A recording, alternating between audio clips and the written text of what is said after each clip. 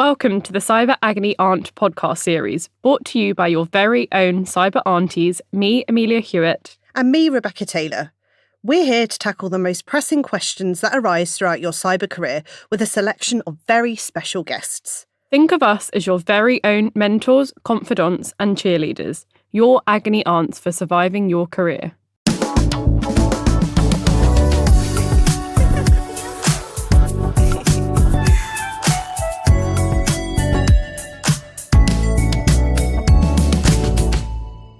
Hello and welcome back to the Cyber Agony Aunt podcast. How are you doing, Rebecca? I'm all right. Busy old week. How are you doing? Very busy week. Quite a few late nights this week, so very tired today. Party animal. Speaking of party animals, we have a very fun guest on the podcast today. I don't know if they want to be labelled as a party animal, but let's see. So as Amelia has already said, for this episode, we've invited someone very, very special. This person is not only a superstar in the cyber community, they are definitely one of our allies, someone who generously gives their time to support the charity Cyber Helpline, but also to lift up women and underrepresented groups in the community. So our lovely guest, would you like to introduce yourself? Good morning, ladies. I am definitely a party animal. I'm Nikki Webb. I'm the director of a global MSSP called Custodian 360. We basically make cybersecurity affordable, attainable and ethical for organisations of all sizes. Wear a few other hats. I'm obviously a huge ambassador for the Cyber Helpline, UK charity that helps individual victims of digital crime, basically. And I'm one of the founders of Cyber House Party, which is probably where I get my party animal name from.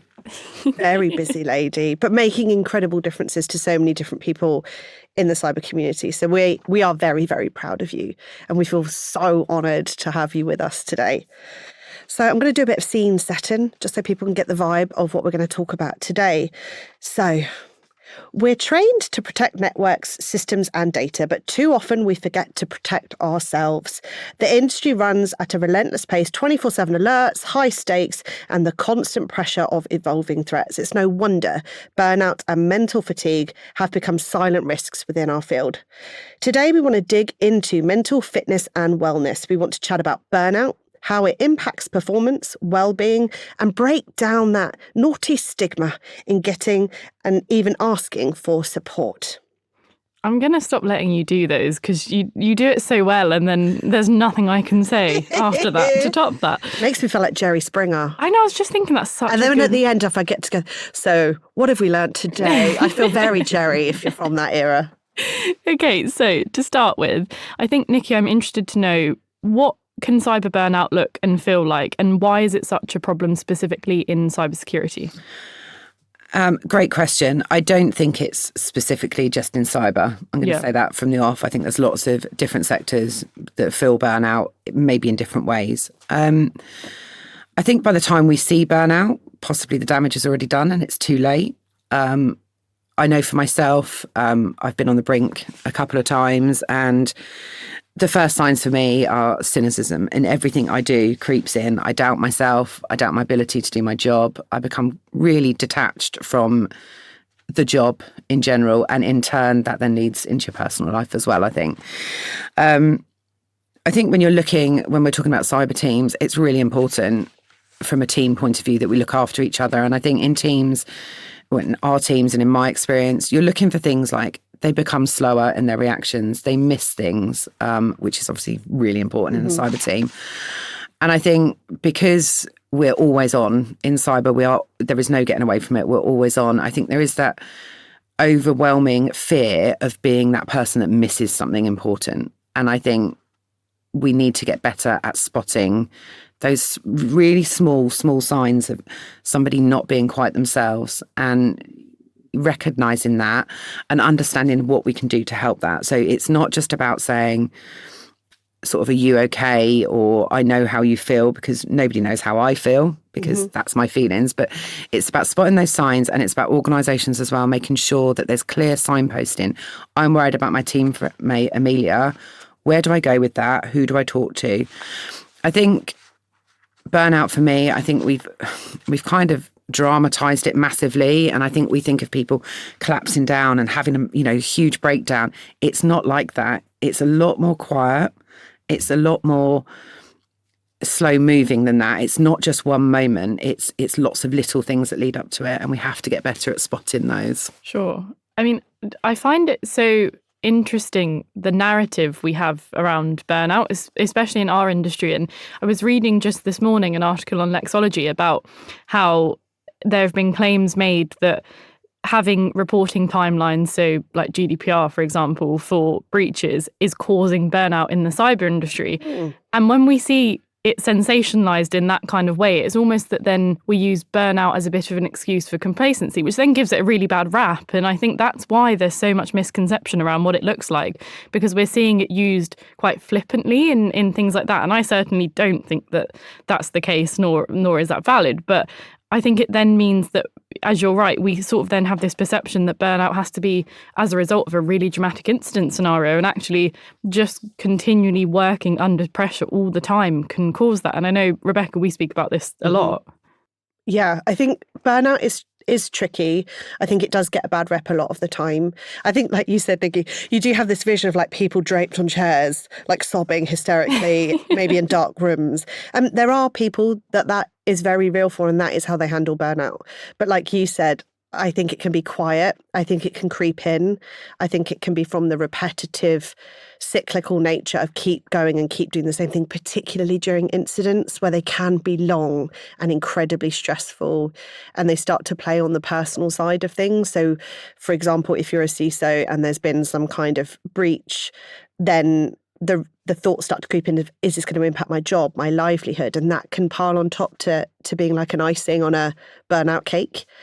I think the other thing with burnout is that, particularly from the people I've seen it from, people can be very good at masking burnout and just keep going, keep chugging along, which is why when suddenly they are struggling or they are unwell, people are like, wow, when did that happen? I thought they were really resilient. I thought they were fine, which is why it's so important to keep checking in. Because like you said, you don't know what's going on with someone and you don't know how they feel inside. No, absolutely. And as I said earlier, it's gradual and it's individual. My burnout wouldn't look the same as yours or yours. It's a very individual, personal thing that happens to you. And I think women are worse at it in general, at masking their feelings. However, I think with men in our industry, I think it dates back thousands of years. It's that persona that they have to be strong. They have to lead their team. Yeah. They have to be the strong one. They don't talk enough until sometimes it's too late. And you mentioned about, CISOs and them being in that position. There's also the criminal side of it as well. And touching on people blaming sort of GDPR and the ICO for burnout, that goes back to process, doesn't it? Because if reporting something that's happened to your organisation is making you, that worried about the ICO, that you've got to that point where you're mentally unwell, that's processes within your organisation. That should be a natural thing. If something bad happens, this is the process that we have to do. This is how we report it. It shouldn't be as stressful as I think a lot of organisations make it. Yeah, I mean, it's always funny because I see a lot of crisis management planning. I see a lot of incident response comms planning, but actually we never ever think about having a plan in place for the individuals and their well-being who are going through that. And I don't think, as I said, I don't think that's exclusive to just incidents, but we have a lot of processes within the industry and within the tech sector, but none of those incorporate the people whose feelings might also be involved in that. And, we say it all the time, humans are the weakest link. Okay, we might think that's valid, but phishing training doesn't make people feel more confident or more safe in doing their roles. If we gave people more empathy, they might feel, more inclined to be open about what they're struggling with. And in turn, that helps us to almost like patch a vulnerability that we seem to think that every human being is. I love that. I think we talk about, and we have before, I think we all have in industry, the beauty of tabletops and exercising people, but it's just like you said, that own individual personal sort of resiliency or coping plan, understanding what different people need to feel safe, to survive, to thrive. I don't think we focus on it enough. And maybe if we did, particularly those leaders, then we would be better at spotting burnout and stopping it before it goes too far. I absolutely agree with that. And it's something I'm hugely passionate about. It's something that we do in our incident response. It's about the people resilience. Without the people, nothing else works. And I think organisations, particularly larger ones, I'm not calling any out, but they forget there are individual with individual feelings behind these cyber incidents. We see it time and time again. Incident response teams, go weeks and weeks and weeks with little social time, little downtime, no escape from it. What are you doing to make sure that those people are safe and looked after? And like you said, Rebecca, signpost them where they can go, where's the help that they need from their HR in that time. And it should be documented. We should be looking after people and we should be doing better. Yeah, I love that. Yeah, they're more than the cyber incident, they're people too. That's such a good message. So, as cyber agony aunts, we have questions sent in every so often. So we have one for you today. I'm leaning over because I can't read very well today. I think it's an age thing. So the question is, I am a leader and I'm constantly worried about my team burning out. What are the early warning signs? I think you've kind of touched on that as well already. And with that in mind, what daily habits or small changes could support that could prevent burnout from happening? It's a tough one because, as we've already said, it's individual. Yeah. So you're looking out for different things. I think part of being a good leader in a team is knowing your team. And that starts right from the get-go. What are their interests? What are the things they enjoy doing at the weekend? I know that Alex likes to go running every weekend. He does a park run every weekend. If that stops, I know there's a problem. So when I ask him on a Monday, how was your park run yesterday? Yeah. I didn't do it. Or if he hasn't been to the gym for a few days, it's things like that. I think there's a lot of bad to be said about social media. One thing that I'm really quite passionate about doing, I will follow the people that work for us on Instagram because it gives me a really good insight into what their normal life looks like. So you can spot patterns. Not everybody can do that because some people have massive teams. And let's be honest, not everybody in the teams like each other. So it's not always a thing. But I think in the remote world that we work in now, it's a lot harder. We're really fortunate in our company. Everybody chooses to come in the office and we have a lovely vibe in the office. So it's much easier to spot the signs when you're in person. When you're working remotely, you mentioned it earlier, it's very easy for us to mask. We can pretend. For me, everybody knows when I'm having a bad day, there's no makeup, my hair's scraped back, I'm probably in pajamas, and everyone knows I'm having a bad day. I think when you're looking at people have different traits, and if you know your team well, you know what their traits are. The first person there to volunteer to do something, the first person to answer that question, if they suddenly become really subdued, that's a really good sign that they're having a crap time. I think temper is a really good thing as well, and I don't think we talk about it enough because I think we associate temper as a bad word or a bad emotion. If somebody's having a bad time, the chances are they're short-tempered. They don't have the tolerance anymore.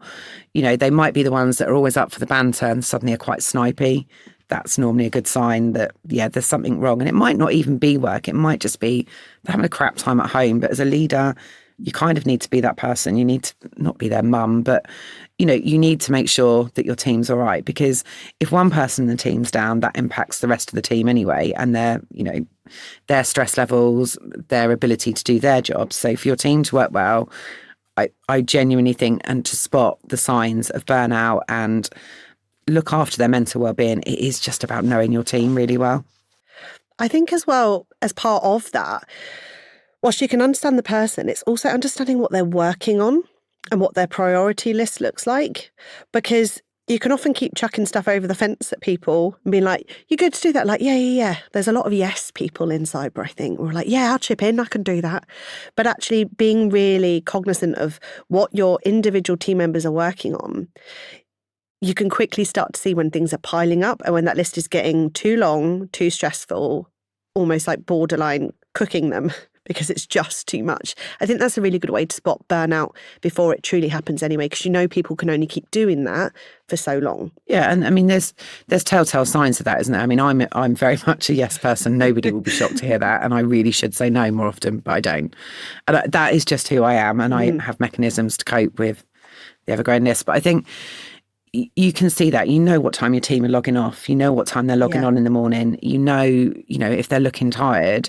You can see probably on your Teams chats and whatever, all the things sort of building up for them. And I think the other thing that we don't do well enough, we don't rotate stuff in instance. And when you some instances it's just churn, it's just fatigue from all the alerts, all the logs and everything else. But other times there can be harrowing instance, and it's like we need to make sure that we're switching it up, and within the team it's fair. If somebody has worked on a particularly harrowing instant and that's mentally draining, then we make sure that they don't get another one, do you know what I mean, for a few weeks, and they have time to process and recover. It's about looking after your team, and it's about knowing your team and spotting the traits that you know in yourself aren't normal for them. Yeah, I think the really key thing that I take from what you said that I try to do with my team is I genuinely have an interest in their lives. And it's the same with my business partner. Like when we speak to one another, we will spend a good 5 minutes just talking about what's going on in our lives and, oh, how was your evening? And, oh, what are you doing this weekend? And those things are quite trivial, but actually it's really important, because if I speak to my team and they say, oh, well, I've got to work on this weekend, it's my job as a leader to make sure that they have enough downtime and, they have a personal life and that they're able to do things they want to do. And, I think even just the act of asking, and I do it on every call, are you okay? How are you doing? And genuinely wanting to know that, I think, and it does come across if you're just making small talk versus if you're really interested, because it gives people an opportunity. And, as humans, we like to talk about ourselves. That's that very natural thing. And often you'll ask someone and they'll go, oh, this has happened and this is going on. And, they might feel like 1% better for you asking that. But it's like 2 minutes of my day to do that. And I always think that when I speak to customer service people as well, like I always ask them if they're okay, because I think it's just so important. You don't know that person, the last time someone asked that person if they were okay. And so I think that's, super poignant and a really key thing. Just hearing you say that, there's a really good book, and I wrote it down here to make sure that I told you about it today. There's a book, and I absolutely love it, and I live by it. It's called Deep Listening, Impact Beyond Words, and it's by a guy called Oscar Trimboli, and it's about hearing what's not being said. And one of those key things is, are you okay? And that can be in your team, or like you just said, in a shop to somebody who might be having a really, really bad day. But it's about saying, are you okay? And listening beyond what they say. So hearing what they're not saying, it's a skill, but it's something that we can learn. And I've worked really hard to learn it, because I think it's really important. And just be kind, just look after each other as well. That's really important as well. Kindness, I think, goes a long way in our teams, a long way. Yeah, I think also something I've learned, especially recently, is being very transparent with my team, which there is obviously the line of, where professionalism is, but I'm very open if I'm having a hard time, because I think it's really important, especially, and I found as well when you're working with more junior members of staff, it's really important to be open that it's fine that you can be successful and be going through a hard time, and you can be a leader and also struggle with parts of that. And I try to be very open, because it means that they feel they have the dialogue to be open with me, and also to show them that your career is not linear. Not every day is going to be a great day, and not every sort of 6 months is going to be fantastic, but it also is a good example. And I think we have a responsibility as leaders to show that and to be open about that. And that doesn't mean you have to divulge everything, but it just means that you have to show that it's not all career highlights and the things we see on Instagram and LinkedIn. I think, just to throw in a different side of the coin, I don't have direct reports, but I have a leader that has fostered exactly what you've both spoken about. And now he gets the brunt of how I'm feeling. He will ask how I am, and he'll have that check-in with me. We talk multiple times a week, but he's created such a safe space. And I know that I can trust him, and that he understands me as a person, that I can be incredibly open. Like, I have experienced burnout before. I have made myself quite poorly because I've kept going and going, like we've spoken about. But he's created such an environment that I can give him the heads up if I'm not feeling great. I've cried to him. I can be that level of open and vulnerable, which is hard. Yeah. But I trust him. So if you are a leader and you are checking in on your team, it really is about fostering it and the keeping up that positive behaviour, keeping up the asking, keeping up the safe space. Because it does help having a boss that does that for me. I love that. Yeah, it makes such a difference, because having worked in environments where that's not a thing, is huge, and it's more subconscious. Like, you don't realize how much you sort of harbor all of that negative emotion when you're in an environment that you can't be open about it. So we've spoken a lot about burnout and what it looks like and what we can do. But there's also this concept that we see a lot of sort of mental fitness or mental wellness. And again, I think it's very misunderstood. So I'm interested to know if you can give us an example of behaviours or attributes that it would include, and what does what does it mean? So I can only speak individually for myself. For me, walking and the sea, that's my thing. When I've really hit the limit of what I can take mentally, I will run away to my mum's, which is really grown up and mature, and I will walk along the sea, especially if it's angry and winter. That's my favourite thing. But when I read this question before I came into the podcast, I really thought about it hard, about the thing that I think helps myself, and I know a lot of other people's mental wellbeing, is finding your tribe. So for many years, I used to try and go out in the evening for wine with my girlfriends, my friends like from school and stuff like that. And it would have been a really hard day at work and something horrible will have happened. They don't understand it. They can't. It's not in their world. Then, they do nothing to do with cybersecurity. They don't understand it. They're the kind of people that, answer those quizzes on Facebook. They literally do not understand cybersecurity. So to try and go and be open and honest with those girls, as much as, they're my life, they don't get it. So very early on, it was Sarah Armstrong-Smith actually said to me, you need to find your tribe, Nikki. And I did. And they're the people that I go to. They're my go-to people. There's no judgment. I can literally have a complete meltdown. I can hysterically cry. I can say anything. I can talk about anything. And I know that it stays, between us. And I think because we've had lockdown, I see a lot of people that I've mentored, they don't have that ability to go out and network and find their tribe because they've never had to do it. They've worked, in a room behind a screen. They've never been into what I would call a work environment because it's just the way that their careers have gone. So I think from a mental wellbeing point of view and sort of mental health point of view, like exercises, there's not anything that I found that particularly works for me. I journal. I journal a lot. It drives my other half mad because there's books everywhere. But that helps me. That's something that helps me process what I've been through. It helps me sort of decompress from it and put it in a box and put it away. But the finding your tribe thing, I think, is really important. And I'm so fortunate for mine, men and women, and they're just great allies to have. And there's nothing in my tribe. I'm really lucky. There's a vast variety of people in different stages of their careers, different realms.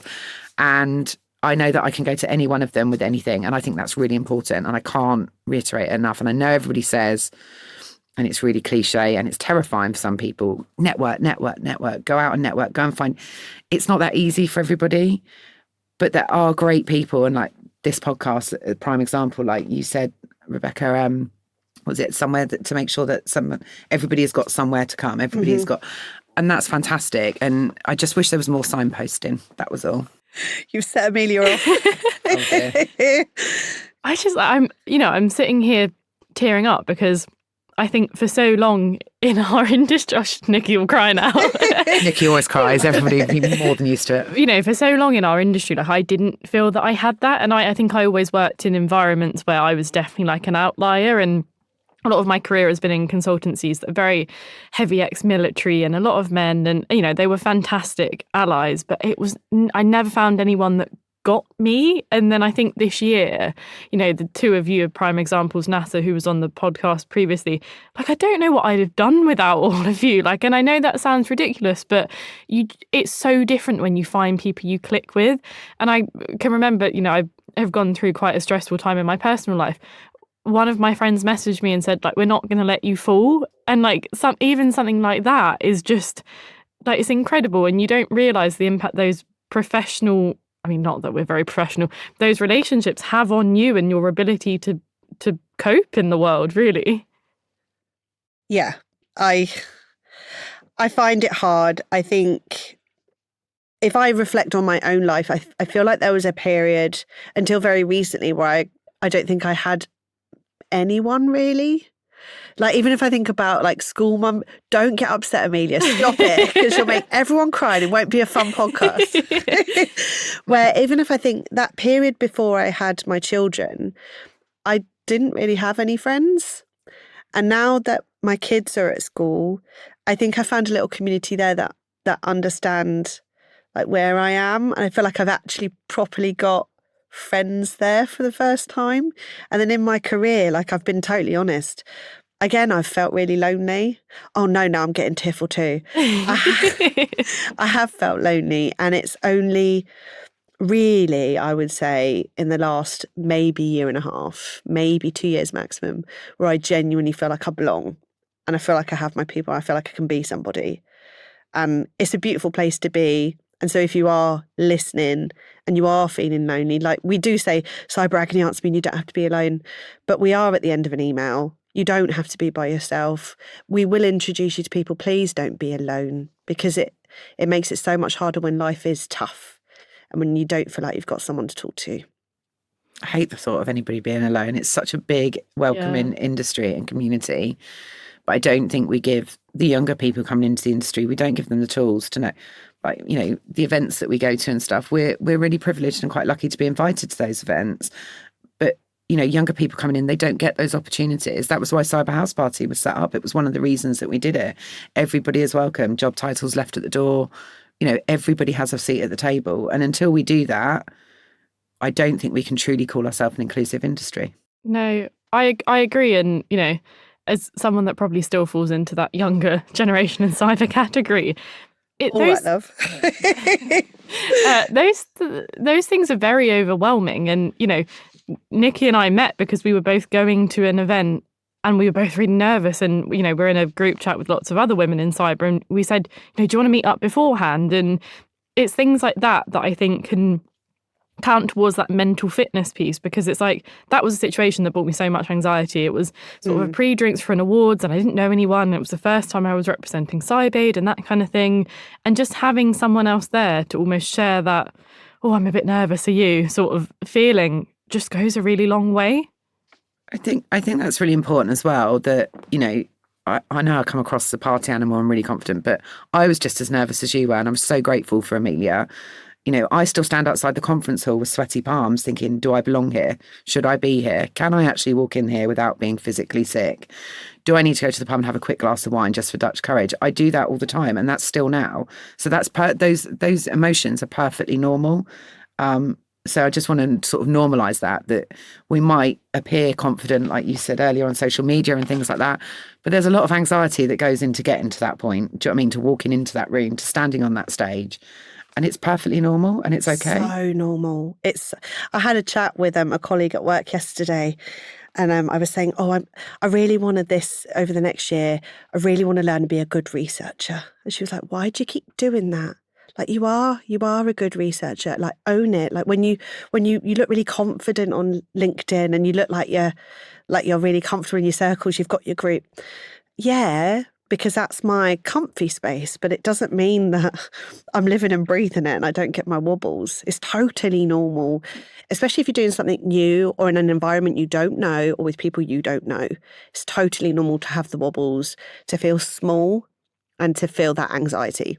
But that's also how we grow. You know, if you're walking into a room, like a conference hall, whatever, an event, you're going to learn new things. We have to learn new things to evolve. Yeah. You know, and when none of us are ever going to know everything, we can't. It's impossible.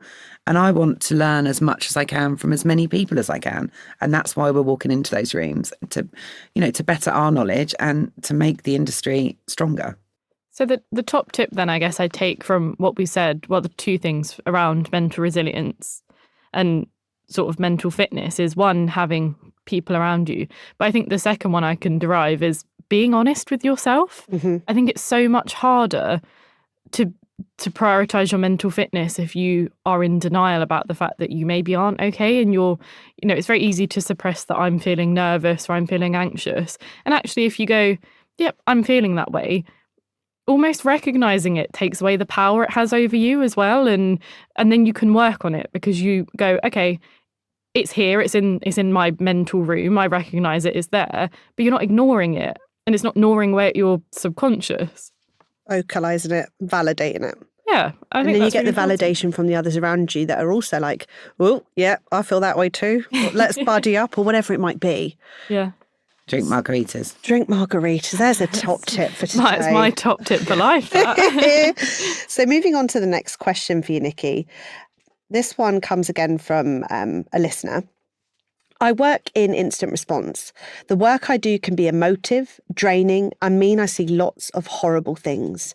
How can I build resilience without becoming emotionally numb to the work that I do? So we touched on this earlier, and this is a question that's not asked enough and not dealt with enough, I don't think. We don't take care of our incident response teams well enough, and I'm yet to see somebody in the industry that's doing that really, really well, and I'd love to see that change. And it definitely takes its toll. It's really hard. As I said earlier, the harrowing sort of incidents, we try and rotate them in our organisation and be as fair as we can about them, because you do need to decompress and process what you've seen. It's horrific. And it's important to say there as well that the jobs that you're doing are amazing. Do you know what I mean? You're helping vulnerable people, and that takes its toll. You can't switch off emotionally as much as... That would be amazing, wouldn't it? If you could just switch the emotion off, do the job that you're supposed to do, and then switch them back on. You can't. And your emotional sort of strength, if you like, your resilience, our emotions aren't our enemy. We have to feel the emotions, and we have to process them, and we have to learn how to do that. As I said earlier, I journal. Does it always work? No. Do I have therapy sometimes? Yes. That's fine as well to get out. But I think we have to learn how to sort of process it in such a way that it's our job. So we have to learn to separate sort of job from personal, and that's really hard to do. But we have to learn to sort of process what we've seen, what we've been through. And again, that comes down to organisations giving you the tools to be able to do that. So whether that's counselling, whether that's some therapy that you need, those things should, if you're dealing with harrowing incidents every day, and I'm not going to bring up particular topics because I don't want to trigger anybody, but the bare minimum an organisation should be doing is providing you, at the end of that incident, making sure that you have decompressed it properly, making sure that you are okay mentally, making sure that there is somebody there that can talk to you that's a specialist in whatever it is that you've been dealing with, and to make sure that, you're okay to go on to the next case. Because what they're doing is they're draining you. An organisation would be draining you of emotion, and then you haven't dealt with that. You're bottling that up. You're moving on to the next case straight away. That's not ever going to end well. I don't know the answer of how we fix that. As I say, we rotate, and that's the fairest way that we can think to do it. And there is resources there for them if they need them in our company. But I think that should be the bare minimum. I absolutely agree. I think there's something to be said for having a debrief after an incident and taking the lessons learned where you can. Not like, we should patch, but as in, how did that feel? What can we add to improve the safety and psychological safety of those working this?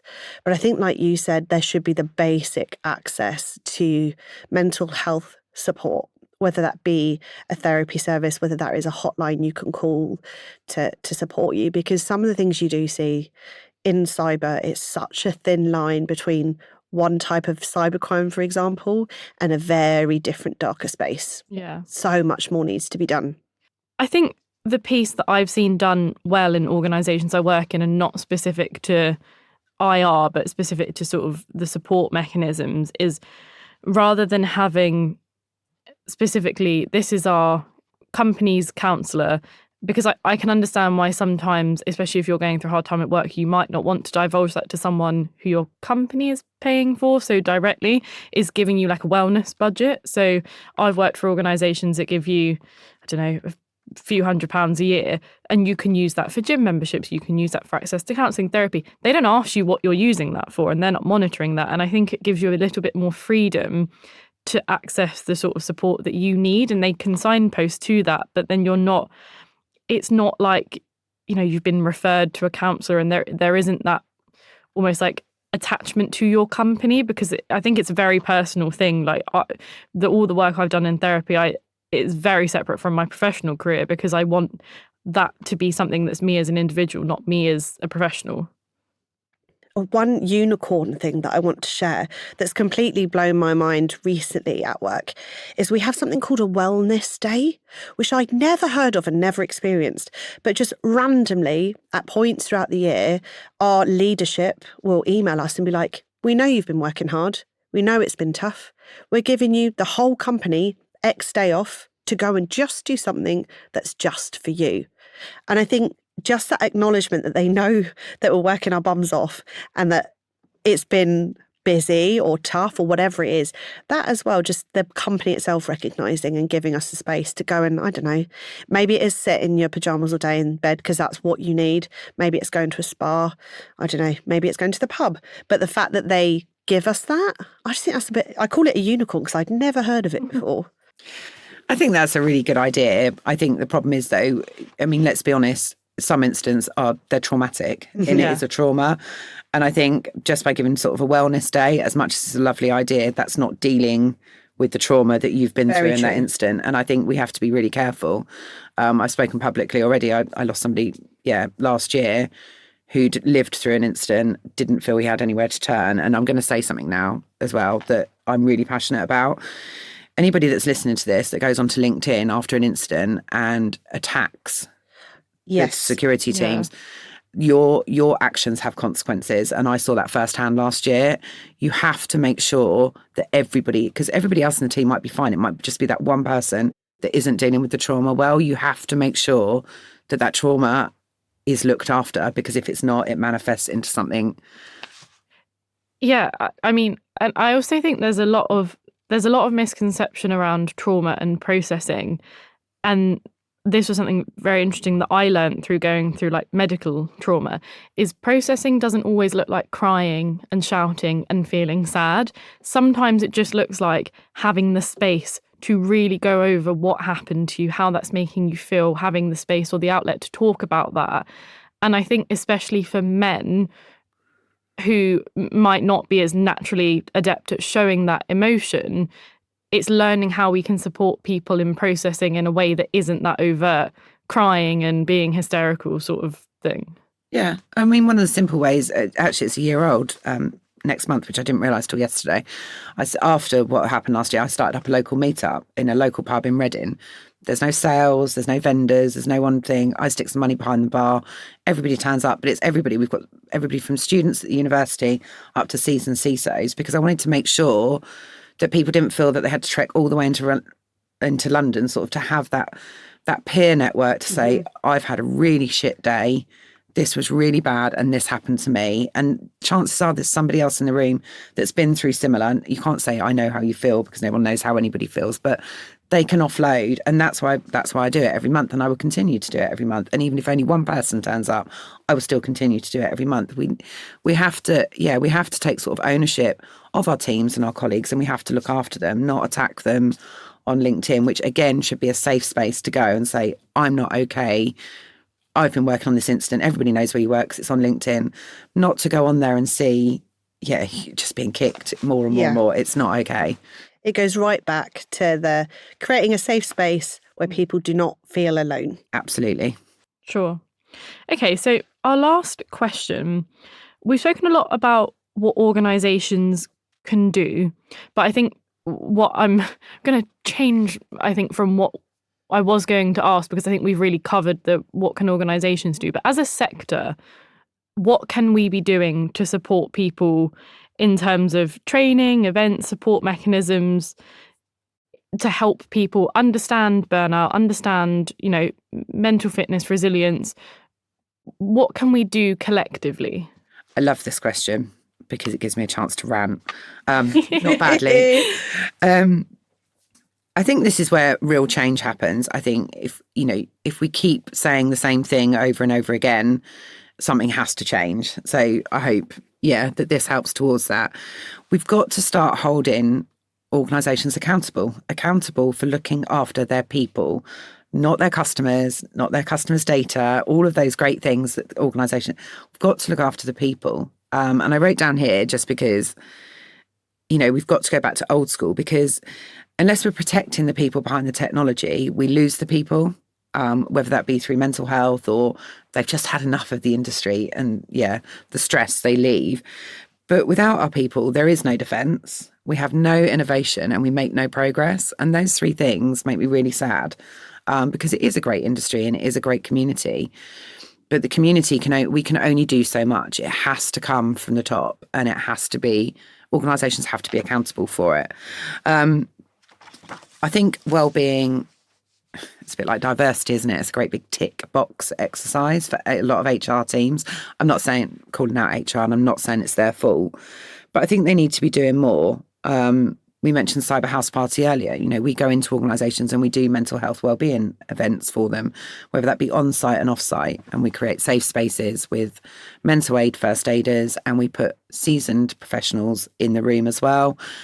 And the stories that have come out have been incredible, absolutely incredible over the last year. So that's available. And I'm going to do a massive shout out as well to the Mental Health and Cybersecurity Foundation, because they really are breaking ground.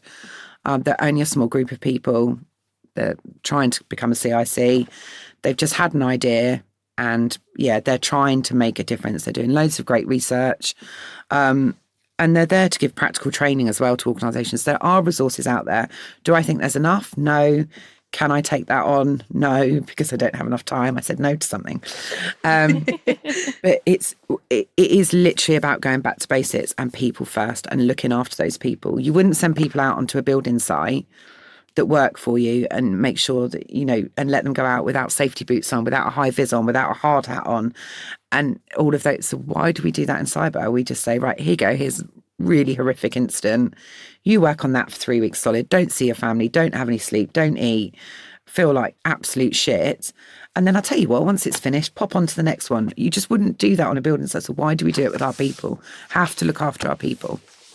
Oh, I love that, because that's such a beautiful visual as well. Yeah. For people to understand and really get to grips with what we're saying. But you're so right. You're so right that organisations need to be leveraging all those resources like the Cyber House Party to improve what they offer. Because as well, it's with mental wellbeing, mental health, it's not a one size fits all. So actually, if we do think about, as an example, what HR offer out and what their packages and what their support mechanisms look like, it is about having lots of different options to suit all the different ways that people think and feel and process. So beautiful shout outs. Yeah. And we're very proud of you for all the work that you're personally doing to make these organisations and these CICs function and to give back, because you are making a humongous difference. As are you ladies. Thank you. And I think, you know, when I say as an industry, that's important, because I've had experience of not working for a company and being self-employed and not having a HR department. And who do you go to when you're having a problem, when you're in that scenario? Or, you know, for students who maybe are not working for an organisation. And so I think having those initiatives are so fundamental, because it's having a space that you perhaps won't have if you're not able to call a HR representative or something like that. And also recognising not every company has a culture currently where they can talk about things that they're struggling with. And so it's so incredible to see that these groups exist. And I know that the work being done is completely transforming, you know, the lives of so many people in cybersecurity and beyond, really. So we've had lots of amazing questions today, and I know we very much enjoyed answering them. And thank you, Nikki, for being so open and honest and giving us so much to think about. Please do connect with Nikki on LinkedIn. She's always posting wonderful things about the work she's doing. And please do remember, you have to protect yourself and your well-being if we want to protect others. And it's very hard putting ourselves first, but we have to do it if we want to keep fighting the good fight, and more importantly, if we want to stay well.